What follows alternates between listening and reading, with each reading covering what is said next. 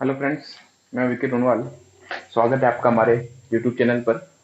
हम BCom first year का single entry system start किया था हमने, और उसके अंदर हमने एक क्वेश्चन भी किया था। आज अपन इसके अंदर नेक्स्ट क्वेश्चन पे चलेंगे। आज इसमें अपने को दो क्वेश्चन कवर करने हैं, question number 2 and question number 4। ठीक है, तो question number 2 and question number 4 से स्टार्टिंग करते हैं।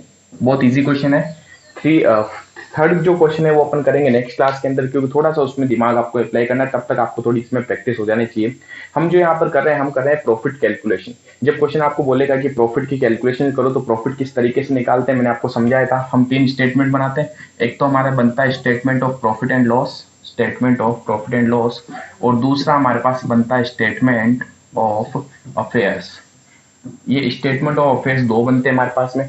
ये क्यों बनाया जाता है? Statement of affairs opening and closing. अगर आपको क्वेश्चन के अंदर कैपिटल नहीं दे रखी होती, जैसे हमने पढ़ा था स्टेटमेंट ऑफ P&L कैसे बनाएंगे अपन। सबसे पहले अपने को क्लोजिंग कैपिटल लेनी होती है, इसमें ऐड करना होता है अपने को ड्राइंग, इसमें से लेस करना होता है अपने को एडिशनल कैपिटल, लेस करनी होती है अपने को ओपनिंग कैपिटल। तो जो अमाउंट आता है इट इज योर प्रॉफिट।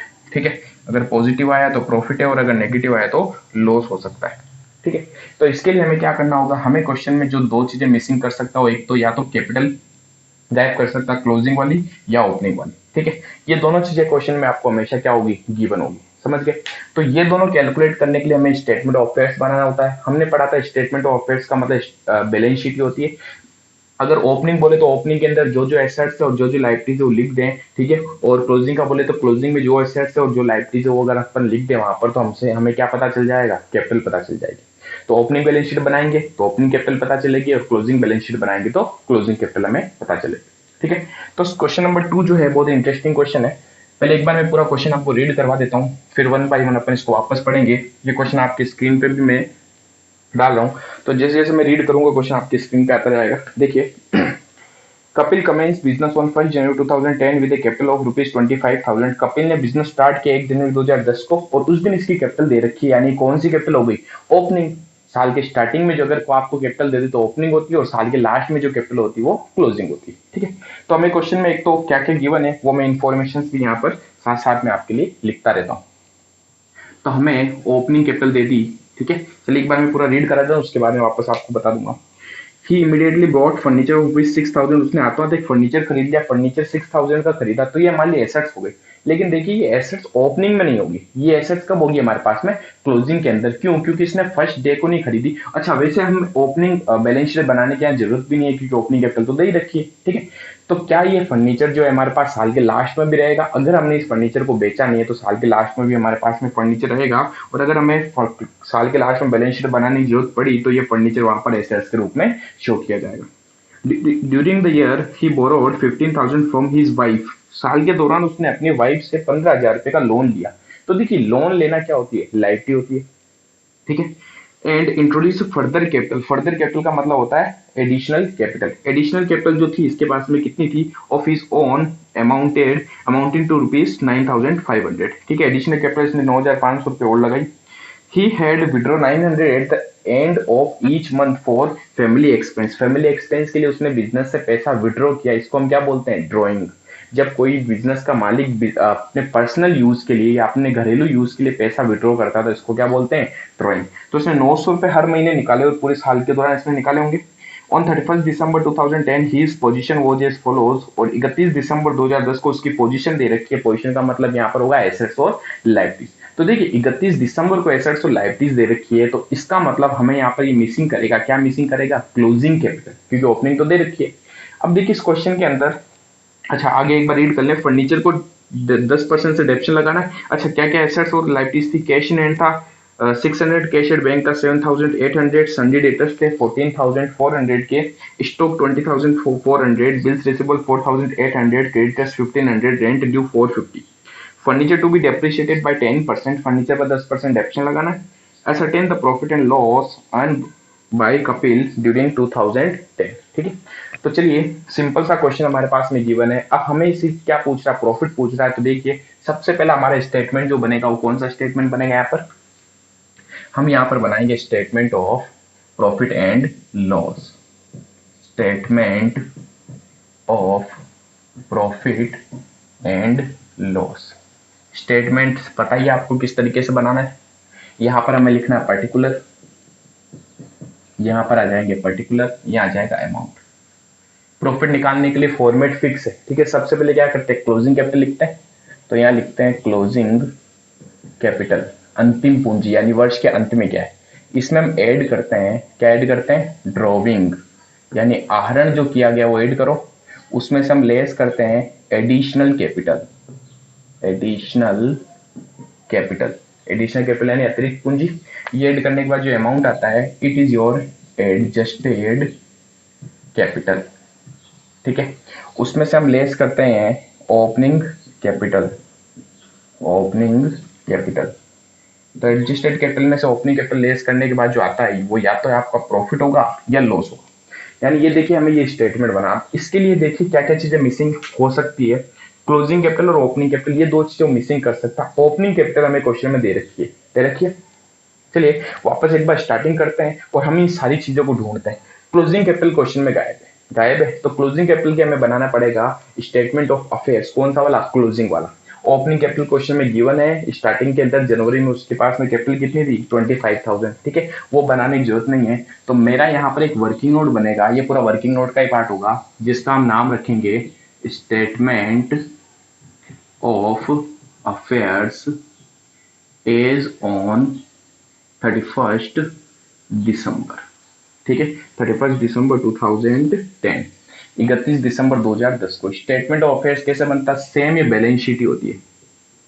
इसके बैलेंस शीट के दो साइड में यहां पर आती है लाइबिलिटीज, यहां पर आता है एसेट्स, और ये होते हैं हमारे पास में अमाउंट के कॉलम, ठीक है। अगर मुझे इस दिन 31 दिसंबर 2010 के दिन सारी एसेट्स और लाइबिलिटीज मालूम है, तो मैं सारी एसेट्स यहां लिखूंगा, सारी लाइबिलिटीज में यहां लिख दूंगा, तो जो बैलेंसिंग फिगर होगा वो क्या आ जाएगा, हमारी क्लोजिंग कैपिटल आ जाएगी। समझ गए। चलिए स्टार्ट करते हैं वापस इसको। Kapil commence business on 1 January 2010 with capital of ₹25,000, तो ये हो गया इसका ओपनिंग कैपिटल। सीधा लिख देते, ये रही ओपनिंग कैपिटल कितनी है, 25,000, ठीक है। Next, he immediately bought furniture for ₹6,000, उसने उसी टाइम क्या किया, एक फर्नीचर खरीदा। देखिए ये फर्नीचर हमने क्वेश्चन पूरा रीड किया है, इसने कहीं सेल नहीं किया। जब सेल नहीं किया तो हमारे पास में एसेट्स में आएगा फर्नीचर, यस। तो हमारे पास में यहाँ फर्नीचर होगा, कितने का फर्नीचर हमने परचेज किया था, 6,000 का। तो यहां लिखूंगा मैं 6,000, बाहर नहीं लिखूंगा, क्योंकि फर्नीचर पर डेप्रिसिएशन लगाना था, वो जो आगे लिखा हुआ है, ठीक है। तो जब आएगा तब मैं वापस यहाँ पर आपको एक्सप्लेन करूंगा।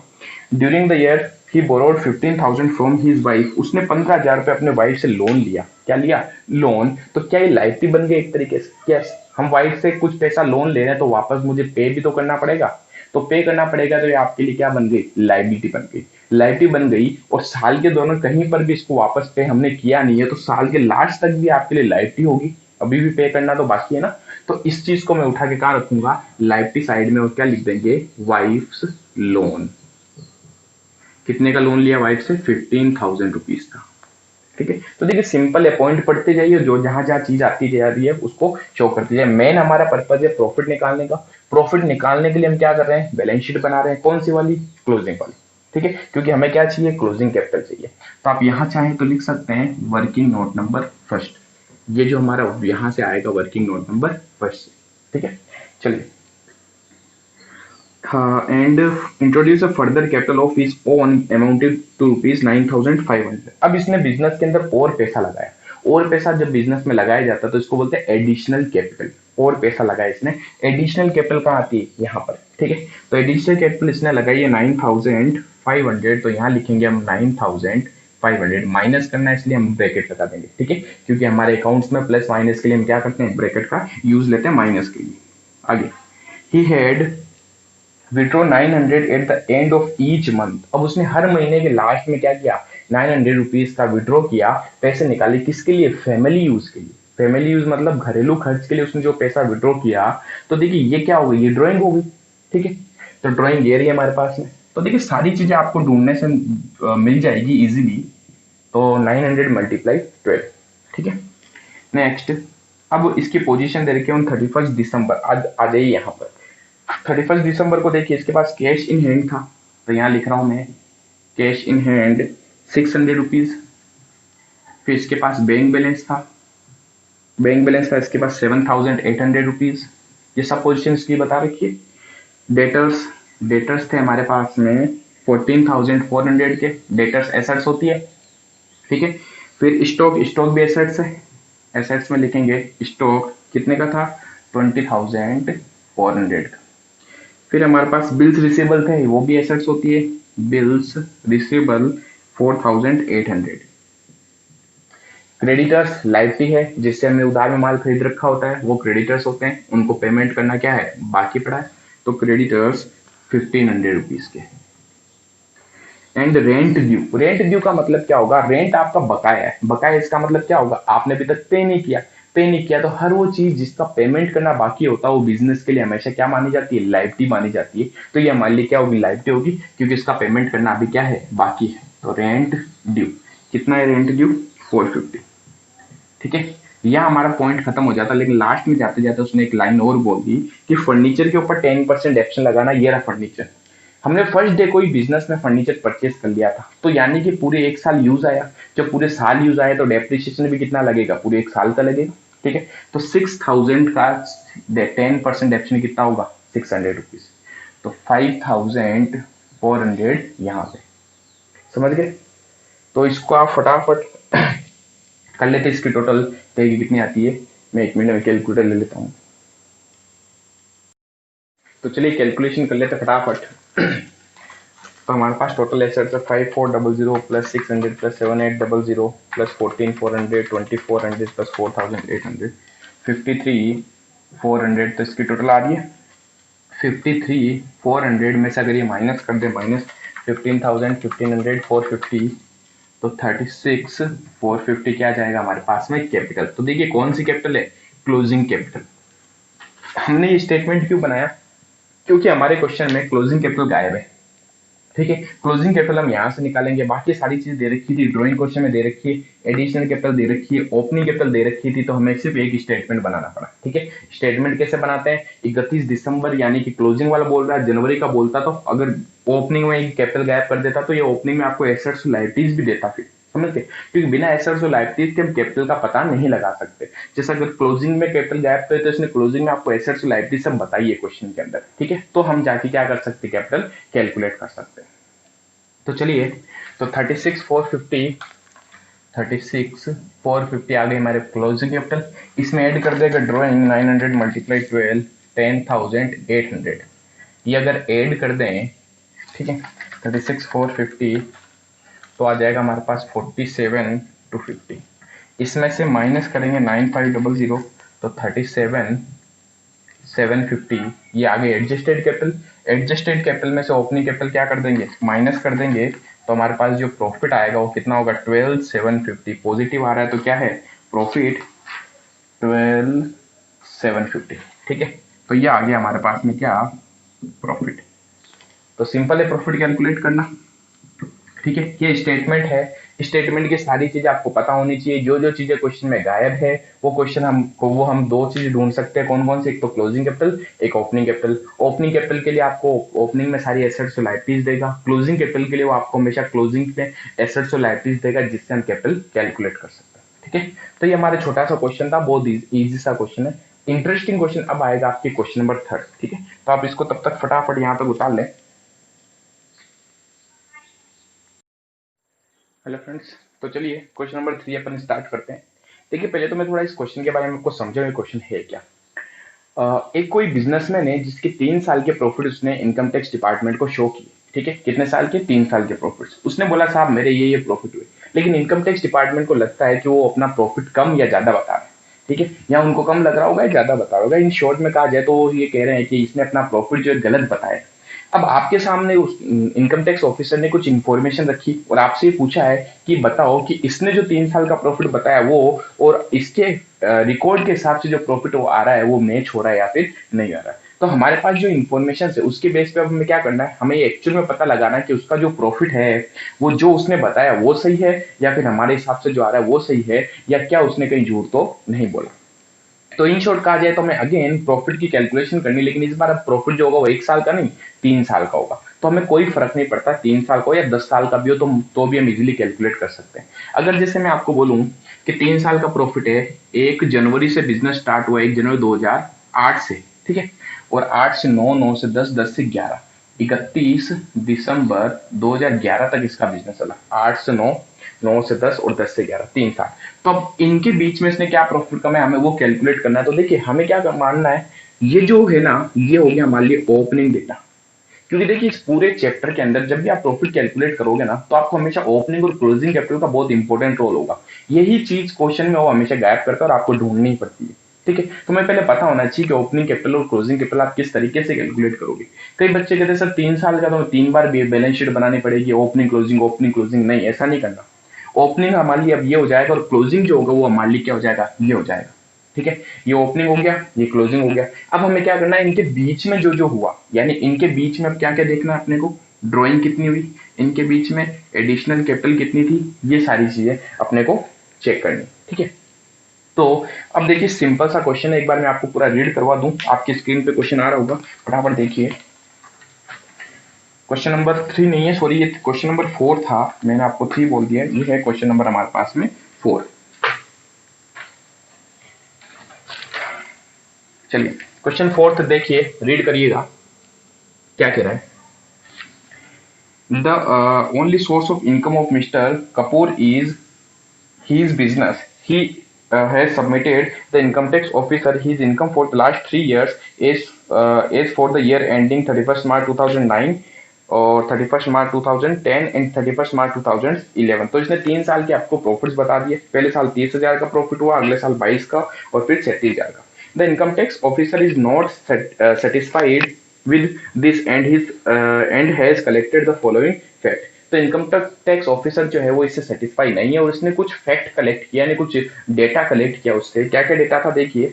On 1 April 2008 Mister Kapoor's business assets and liabilities were as follows. यानी ओपनिंग के अंदर कह सकता हूँ 2008 में स्टार्ट हुआ इसका बिजनेस और हमें लास्ट तक कहां तक जाना है, 31 मार्च 2011 तक जाना है। ठीक है, तो 1 अप्रैल 2008 को ओपनिंग में आपको एसेट्स और लाइबिलिटीज दे रखी है। बहुत अच्छा है, मजा आ गया, हमें तो एसेट्स और लाइबिलिटीज पता चल गई तो हम इजीली क्या कैलकुलेट कर सकते हैं, ओपनिंग में कैपिटल। फिर कह रहा है on 1 April 2008 he had to pay 10,000 for his brother's loan. He repaid the loan amount on 31 June 2009। कह रहा है उसने 1 अप्रैल 2008 को अपने भाई से एक लोन लिया और ये लोन उसने 2009 में पे कर दिया। ठीक है, तो देखिए बहुत इंटरेस्टिंग चीज है, जब आप बैलेंस शीट बनाते हैं तो हमेशा ये ध्यान रखना हम ए जोन देखते हैं। इस पॉइंट को मैं फर्दर और समझाऊंगा अभी आपको। तो इतना दिमाग में डाल रहे हैं, एक तो किसने लोन लिया और लोन ड्यूरिंग द ईयर पे कर दिया, यानी लास्ट तक जब हम आएंगे बैलेंस शीट में, सबसे लास्ट वाली बैलेंस शीट बनाएंगे तब हमारे पास में लोन नहीं होगा। क्यों? क्योंकि वो पे कर चुका है। उसके बाद 8 September 2010 lent 6,000 to his brother which is still outstanding। अब इसने 2010 में 2010 में अपने भाई को एक लोन दिया 6,000 का, जिसके ऊपर अभी तक इंटरेस्ट क्या है, आउटस्टैंडिंग है। ठीक है, फिर आगे on 1 January 2006 he had constructed a residential building costing to rupees 30,000। ठीक है, मैं एक बार पूरा रीड करा दूं फिर एक बार वापस आपको एक्सप्लेन करता हूँ। ठीक है, on 8th December 2010 he purchased an old motor car for rupees 14,000 for personal use। he withdrew cash 1,800 for his business on 6th May 2009 which was stolen from his house या घर, जो भी लिखा हो, मेरे आगे कटा हुआ थोड़ा। ठीक है, तो जो भी इसने विड्रॉ किया था वो इसके घर से चोरी हो गए। In addition to the above mentioned amount which was stolen he had withdraw from business for household expense. यानी ऊपर वाले के अलावा उसने कुछ और अमाउंट भी विड्रॉ किया है, वो दे रखा पूरे 3 साल का, 12,000, 18,000 और 24,000। ऑन 31 मार्च 2011, ये लास्ट वाला साल है। ठीक है, 3 साल खत्म होने के बाद लास्ट में इसकी बिजनेस के एसेट्स और लाइबिलिटीज आपको गिवन है, stock, cash, bank balance, bills receivable, सन्डी debtors और लाइबिलिटीज भी आपको गिवन। ठीक है, तो अब हमें क्या करना है, हमें इनके प्रॉफिट को, एक्चुअल प्रॉफिट को कैलकुलेट करना है। ठीक है, तो आई होप यहां तक जो क्वेश्चन था वो आपने रीड किया। अब मैं आपको वन बाय वन समझाता हूं। सबसे पहले आ जाइए आप क्वेश्चन के ऊपर। तो देखिए हमें क्या करना है, हमें 3 साल का प्रॉफिट निकालना है। ठीक है, तो अगेन हमें क्या करना है, एक स्टेटमेंट बनाना है, statement of profit and loss. तो मैं यहां बना देता हूं statement of profit and loss. अब हमें प्रॉफिट एंड लॉस कैलकुलेट करना है, लेकिन ध्यान दीजिए कि कहां से कहां तक, 1 अप्रैल 2008 से लेकर 31 मार्च 2011 तक। ये आपके 3 साल है, 3 साल का हमें प्रॉफिट कैलकुलेट करना है। तो देखिए प्रॉफिट कैलकुलेट करने के लिए हमें पता है स्टेटमेंट का फॉर्मेट फिक्स है। सबसे पहले हमें क्या चाहिए होती है, क्लोजिंग कैपिटल। क्लोजिंग कैपिटल, बताइए क्लोजिंग कैपिटल कौन सी हो जाएगी, जो 31 मार्च 2011 को है वो क्लोजिंग है, और ओपनिंग कौन सी होगी, जो 1 अप्रैल 2008 को है। ठीक है, तो मैं यहाँ लिख देता हूँ 31 मार्च 2011। ये आपको कैलकुलेट करना पड़ेगा, निकालना पड़ेगा। ठीक है, उसके बाद इसमें हम ऐड करेंगे ड्रॉइंग, जो हमें क्वेश्चन में लिखा हुआ है ड्रॉइंग कितनी जगह की गई है। ठीक है, उसके बारे में भी देखते हैं। ड्रॉइंग के बाद में हम अगर इसमें ऐड कर दें क्या, एडिशनल कैपिटल, एडिशनल कैपिटल अगर हम इसमें ऐड कर दें तो जो आता है उसको अपन बोलते हैं एडजस्टेड कैपिटल, एडजस्टेड कैपिटल। ठीक है, इसमें अगर अपन ओपनिंग कैपिटल लेस कर दें, लेस कर दो मैं यहां से क्या, ओपनिंग कैपिटल, तो जो अमाउंट आता है इट इज योर प्रॉफिट और लॉस। तो ये या तो प्रॉफिट होगा या फिर क्या होगा, लॉस होगा। समझ गए। तो अब देखते हैं इनके लिए हमें क्या क्या करना है, स्टार्टिंग से वापस रीड करते हैं वन बाय वन, और मैं आपको एक एक पॉइंट समझाते रहता हूँ। ठीक है, और जहां जहां देखिए क्वेश्चन में दोनों कैपिटल गायब है, ना ओपनिंग कैपिटल दे रखी ना क्लोजिंग कैपिटल दे रखी है, तो मैं यहाँ पर दो स्टेटमेंट तो बना ही लेता हूँ। ठीक है, फिर अपन पॉइंट्स पढ़ते जाएंगे और जहां जहां वो चीज यूजफुल होगी वहां पर अपन उसको लिखते जाएंगे। तो सबसे पहले मैं बना लेता हूं statement of affairs as on, कब बनाना ये, 1 अप्रैल 2008। 1 अप्रैल 2008 को जो बनाऊंगा वो कौन सी हो जाएगी, ओपनिंग कैपिटल, इससे ओपनिंग कैपिटल पता चल जाएगी। और एक और बन जाएगा हमारे पास में statement of affairs, statement of affairs as on 31 March 2011। ठीक है, ये हमारे पास में हो गई क्लोजिंग। तो ये हमने ओपनिंग कैपिटल और क्लोजिंग कैपिटल बनाने के लिए दो स्टेटमेंट लिख दी। ठीक है, अब देखिए स्टार्ट करिएगा क्वेश्चन। लिखा हुआ है क्वेश्चन में, the only source of income of Mister Kapoor is his business, he has submitted to income tax officer his income, उसने 3 साल की इनकम को बता रखी है। आगे चलते सीधा फर्स्ट पॉइंट पे आ जाइए, on 1 April 2008 Mister Kapoor's business assets and liabilities were as follows. यानी कि देखिए आपको 1 अप्रैल 2008 को एसेट्स और लायबिलिटीज दे रखी है, हम इस स्टेटमेंट में लिख देंगे इनको एज इट इज। ठीक है, तो देखिए क्या क्या था हमारे पास, एसेट्स के अंदर स्टॉक था, यहाँ पर आती एसेट्स, यहाँ आती लायबिलिटीज, एसेट्स लायबिलिटीज। एसेट्स में हमारे पास में था स्टॉक, कितने का था, 20,000, 20,000। कैश था, कैश ये भी एसेट्स होती है 4,000।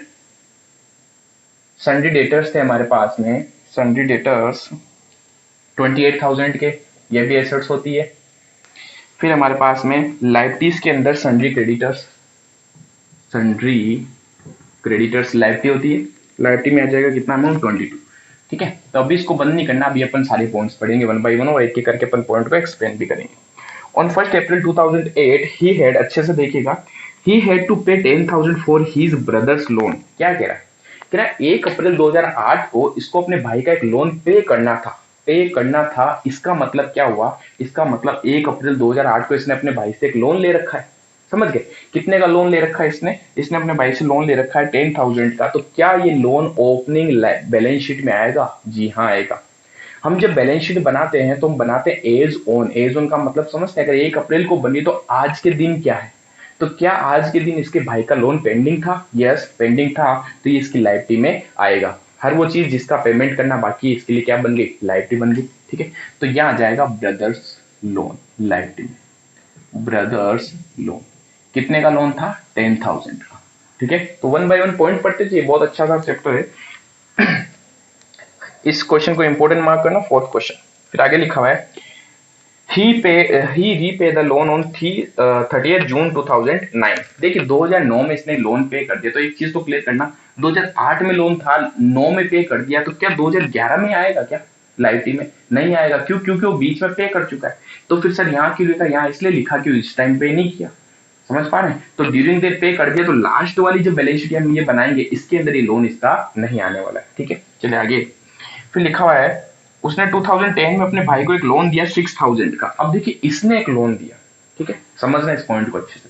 2010 में इसने लोन दिया, और आगे ये भी लिखा हुआ है कि इसने अभी तक लोन पे नहीं किया, still outstanding interest is neither payable और नो रिसेबल ऑन दिस। और ये लोन जो था अभी तक रीपे नहीं हुआ, यानी इसने अगर अपने भाई को लोन दिया, ध्यान से सुनना अच्छे से, मैं भाई से लोन ले रहा हूं तो मेरी लायबिलिटी, लेकिन अगर मैं अपने भाई को लोन देता हूं तो ये मेरे लिए क्या बन जाएगी, एसेट्स बन जाएगी। क्यों एसेट्स बन जाएगी, क्योंकि मैंने उसको दिया तो मेरा राइट है उसके ऊपर। समझ पा रहे हैं?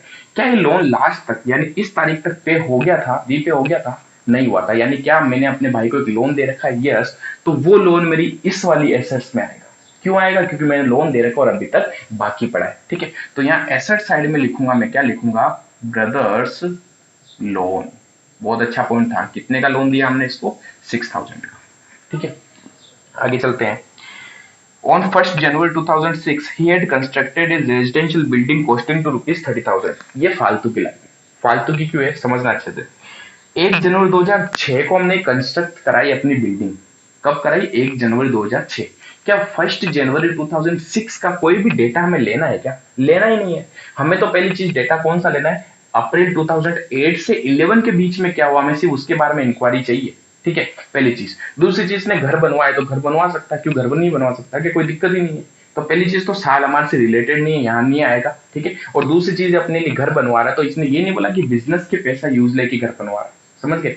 अगर पहली चीज, अगर इस साल के बीच में काम होता और घर का पैसा अगर बिजनेस से जाता तो ये आपके लिए ड्राइंग होती और हम यहाँ पर इसको ड्राइंग के रूप में लिखते हैं। समझ गए? तो क्वेश्चन में इंफॉर्मेशन जो हमारे दे रखी है उस पीरियड से पहले की है तो हमारे लिए कोई मतलब की नहीं होगी। ठीक है, चलिए आगे। तो ये फालतू का पॉइंट था। ऑन 8 दिसंबर 2010, यस, इसके बीच आ रहे हैं। एक चीज ध्यान रखना, हमें 2008 से लेकर 11 के बीच की इंफॉर्मेशन सारी लेनी है। ठीक है, और वो भी कौन सी, 1 अप्रैल 2008 से लेकर 31 मार्च 2011 तक की। ठीक है, तो 2010 में आ रहा है कि उसने एक मोटर कार परचेज करी, बट आगे लिखा for personal use. Personal use का मतलब क्या हो गया, इसने अपने व्यक्तिगत प्रयोग के लिए मोटर कार परचेज करी, बिजनेस के लिए नहीं। और जब भी पर्सनल यूज के लिए कोई चीज परचेज की जाती है तो ये उसके लिए ड्रॉइंग हो जाती है। बिजनेस का मालिक पर्सनल यूज के लिए अगर कुछ भी बिजनेस से विड्रॉ करता है तो क्या बन जाती है, ड्रॉइंग। तो ये आएगा यहाँ ड्रॉइंग में 14,000। समझ गए? मैंने इसको एक बार अंदर ही लिखा क्योंकि आगे और ड्राइंग हमारे पास में आने वाली है। चलिए आगे। नेक्स्ट, ही विड्रॉ कैश। उसने 1800 रुपए और विड्रॉ किया घर के लिए और जो चोरी हो गए। तो आप समझ, अच्छा कब विड्रॉ किया, 2009 में, तो इसके बीच में आ रहा है ना। ठीक है, इसने विड्रॉ किया 1800 रुपए जो चोरी हो गए। तो चोरी हो या नहीं हो इससे हमें कोई मतलब नहीं है। हम तो सिर्फ क्या कहेंगे कि क्या उसने बिजनेस से विड्रॉ किया, और अगर इसने बिजनेस से विड्रॉ किया पर्सनल यूज के लिए तो हम तो इसको ड्राइंग मान लेंगे। हम कहेंगे साहब आपने तो ड्राइंग कर ली, अब चोरी हो या कुछ भी हो आपकी दिक्कत। समझ गए? हम हमेशा खुद को क्या मानते हैं, बिजनेस मान के चलते हैं। तो इसने 1800 रुपए और विड्रॉ किया तो हम यहाँ ऐड कर लेंगे 1800। ठीक है, चलिए आगे। In addition to the above mention amount, यानी ऊपर वाले अमाउंट के अलावा which was stolen, he had withdrawn from business for household expense. यानी ऊपर वाले जो भी पॉइंट्स थे उनके अलावा उसने घर से बिजनेस से घर के यूज के लिए कुछ और विड्रॉ भी किया। यानी ये भी क्या है, ड्रॉइंग्स। अब देखिए कब कब किया इसने, 12,000 फॉर 2009 के अंदर, 2009 में इसने 12,000 का और विड्रॉ किया तो यहाँ और लिख दीजिए। ठीक है, ड्रॉइंग आ गई। प्लस उसने नेक्स्ट ईयर और विड्रॉ किया, कितना रुपीज, 18,000। और फिर उसने नेक्स्ट ईयर और विड्रॉ किया 12,000। ठीक है, सॉरी 12 नहीं, 24,000। 24,000। तो 3 साल की इसकी ड्राइंग दे रखी थी, लिख दी हमने, कोई दिक्कत नहीं है। अब आगे। On 31 March 2011 his business assets and liabilities were taken as follows. अब इस दिन की सारी एसेट्स और लाइबिलिटीज हमें दे रखी है। ठीक है, क्या क्या एसेट्स एंड लाइबिलिटीज है लिख देते हैं। स्टॉक था हमारे पास एसेट्स में, स्टॉक कितने का था हमारे पास में, 34,000 का। फिर हमारे पास में कैश पड़ी थी 6,000 की, तो कैश 6,000। फिर हमारे पास बैंक बैलेंस पड़ा था, बैंक बैलेंस कितने का, 12,000। फिर हमारे पास बिल्स रिसीवेबल है, बिल्स रिसीवेबल 12,000। एसेट्स होती है, देखिए सारी एसेट्स है। हर वो चीज जिसके ऊपर हमारा राइट है हमारी एसेट्स है, और हर वो चीज जो हमें पे करनी बाकी है तो हमारे लिए लायबिलिटी बन जाएगी। ठीक है, फिर सन्ड्री बिल्स रिसीवेबल हो गए। डेटर्स, डेटर्स कितने के, 60,000 के। लाइबिलिटीज के अंदर देखिए एक तो है सन्ड्री क्रेडिटर्स, क्रेडिटर्स को मैं शॉर्ट में सीआरएस लिखता हूँ। ठीक है, 40,000। एक हमारे पास में बिल्स पेबल है 6,000। ठीक है, तो अब हमारे पास में देखिए इसको अगर फिनिश कर दें और इसको भी फिनिश कर दें तो यहां से जो बैलेंसिंग फिगर आएगा वो ओपनिंग कैपिटल होगी, यहां से जो निकलेगा वो क्लोजिंग कैपिटल होगी। समझ पा रहे हैं? तो बहुत अच्छा क्वेश्चन था ये। तो यहां लिखते हैं capital. Capital balancing figure calculate कर लेते हैं कैपिटल कितनी आ रही है। तो वो तो हो गया अपने पास 20 × 20 50 2050। तो चलिए ओपनिंग कैपिटल तो निकाल लिया हमने। अब अपन को क्लोजिंग कैपिटल कैलकुलेट कर लेते हैं। तो फटाफट देखिए इसकी टोटल कितनी आई थी 130 में से 1,30,000 में से लेस कर देंगे तो क्या आ जाएगी कैपिटल बैलेंसिंग फिगर। ये कैपिटल हमारे पास कौन सी हो जाएगी क्लोजिंग कैपिटल 130 माइनस 46 तो 84,000 की क्या गई क्लोजिंग कैपिटल। ठीक है, तो आई होप यहाँ तक तो कोई दिक्कत नहीं आ रही होगी। हमें क्वेश्चन के अंदर दो ही चीज ढूंढनी थी मेनली, तो कौन कौन सी, एक तो हमारे पास क्लोजिंग कैपिटल और एक हमारे पास ओपनिंग कैपिटल। क्लोजिंग कैपिटल 84 आई, यहाँ लिख देते 84,000, उसमें ऐड करते ड्राइंग जाएगी 14,000 क्वेश्चन में दिया होता है कि मोटर कार परचेज करी, 1800 उसने और निकाले जो बाद में चोरी हो गए, और 3 साल में इसने ड्राइंग करे, तो टोटल मिला के इसने सारी ड्राइंग कर ली है कितने की 14 + 18 + 12,000 + 18,000 + 24,000 69,800। ठीक है, एडिशनल कैपिटल क्वेश्चन में कहीं नहीं बोला हुआ कि इसने एडिशनल कैपिटल लगाई, तो इसका मतलब है ही नहीं। अगर इसमें ऐड कर लें प्लस 69,800 तो 1,53,800 ये एडजस्टेड कैपिटल आ गई। इसमें से ओपनिंग कैपिटल लेस कर देंगे तो हमारे पास 1,33,800 क्या जाएगा प्रॉफिट। ठीक है, तो ये है हमारे पास वर्किंग नोट नंबर फर्स्ट, ये है वर्किंग नोट नंबर सेकंड। अब देखते हैं कि उसके अकॉर्डिंगली जो उसने प्रॉफिट बताया था 3 साल का वो और ये प्रॉफिट मैच करता है क्या। तो पहले तो अकॉर्डिंग टू बिजनेसमैन हम प्रॉफिट देखते हैं। According to businessman profit is, तो उसने 3 साल का प्रॉफिट बता रखा। देखिए उसने फर्स्ट ईयर में प्रॉफिट बताया था 30,000 प्लस उसने सेकेंड ईयर में प्रॉफिट बताया था 22,000 प्लस उसने थर्ड ईयर में प्रॉफिट बताया था 37,000। ठीक है, तो टोटल मिला के हो गया 30,000 + 22 + 37,000 89,000 रुपीज उसने प्रॉफिट बताया, जबकि अकॉर्डिंग टू अकाउंट्स क्या आ रहा है हमारे अकॉर्डिंगली क्या आ रहा है।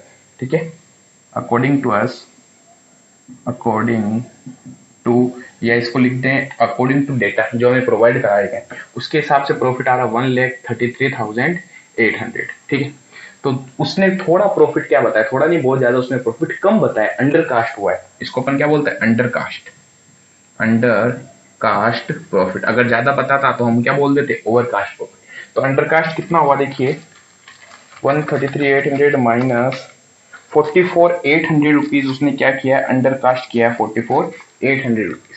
ठीक है, तो एक्चुअल में क्या हुआ उसने हमें बोला हमारा प्रॉफिट ये आ रहा है, जबकि हमारे हिसाब से प्रॉफिट क्या आ रहा है 133,800, तो हमारे हिसाब से प्रॉफिट ज्यादा आ रहा है। उसने कम क्यों बताया होगा, उसके बहुत सारे रीजन हो सकते हैं, उसने उसको टैक्स नहीं देना होगा या और कोई रीजन हो सकता है जिसकी वजह से उसने अपने प्रॉफिट को कम बताया। समझ गए, तो ये था हमारे पास में क्वेश्चन नंबर 4। बहुत अच्छा क्वेश्चन और बहुत इंपॉर्टेंट क्वेश्चन है, तो इसको आप इंपॉर्टेंट मार्क करें। ठीक है, चलिए थर्ड क्वेश्चन को अपन सबसे लास्ट में करेंगे। कल से हमारे पास नेक्स्ट स्टेप सेकंड वाला जो मेथड था वो स्टार्ट हो जाएगा हमारे पास में। ठीक है, जब अपन फाइनल अकाउंट्स की प्रिपरेशन करेंगे। कल की जो क्लास होगी बहुत इंपॉर्टेंट क्लास होगी। कल हम बेसिक समझेंगे, उसके बाद अपन इसके आगे के सारे क्वेश्चंस कंप्लीट करेंगे। ठीक है, जितना हो सकेगा मैं डेली आपको 2 क्वेश्चन, कम से कम 2 क्वेश्चन तो आपको प्रोवाइड करवाऊंगा, क्योंकि हमारे एग्जाम सितंबर से अक्टूबर तक अप्रोक्स हो जाएंगे। ठीक है, तो तब तक मैं सोच रहा हूँ कि आपकी कंप्लीट आपका कोर्स में कवर करवा दूं।